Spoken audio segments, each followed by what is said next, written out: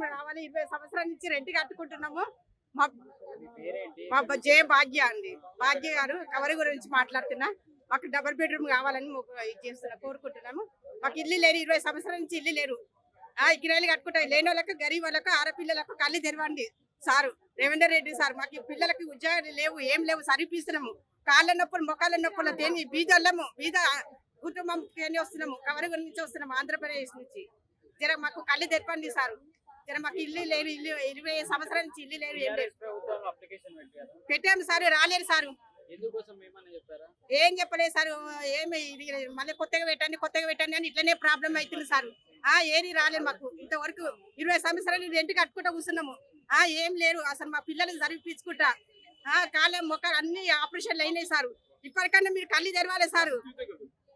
Revanth Reddy sir మాకు ఇప్పటికే మాకు కళ్ళు తెరవాలి. అన్నయ్య గారు ఆడపిల్లలు కళ్ళు తెరపండి సారు. జర మాకు ఇల్లు కిరాయి కట్టుకుంటూ ఉన్నాం 20 సంవత్సరాల నుంచి. మాకు జర కళ్ళు జరిపిస్తారు సార్. మాకు ఇల్లు ఇప్పియండి సార్. మా పిల్లలకు ఉద్యోగాలు లేరు, సరిపించినాము. ఎక్కడ పోయినా ఉద్యోగాలు ఇస్తలేరు. బీద కుటుంబంకు మాకు న్యాయం చేయాలని కోరుకుంటున్నాం సార్. న్యాయం కావాలి మాకు.